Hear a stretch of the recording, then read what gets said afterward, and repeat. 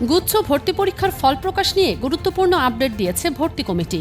GST গুচ্ছভুক্ত 20টি বিশ্ববিদ্যালয়ের 2025-26 শিক্ষাবর্ষের C unit অর্থাৎ বাণিজ্য বিভাগের ভর্তি পরীক্ষার ফল ইতিমধ্যেই প্রস্তুত।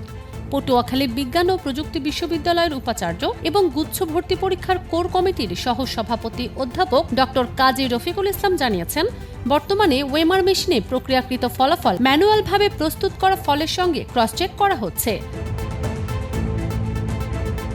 কোনো ধরনের অসঙ্গতি না পাওয়া গেলে আজ রাতেই ফল প্রকাশ করা হতে পারে। শনিবার রাতে দ্য ডেইলি ক্যাম্পাসকে এই তথ্য নিশ্চিত করেন তিনি। গতকাল রাতে ফল প্রকাশ না হওয়ায় আজ রবিবার ফল প্রকাশের সম্ভাবনা রয়েছে। ফলে শিক্ষার্থীদের মধ্যে দীর্ঘদিনের অপেক্ষার প্রহর প্রায় শেষ পর্যায়ে।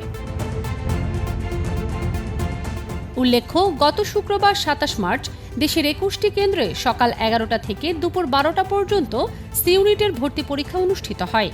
এতে মোট 25,216 জন আবেদনকারীর মধ্যে 19,606 জন শিক্ষার্থী অংশগ্রহণ করেন, যা মোট আবেদনকারীর প্রায় 77.75%।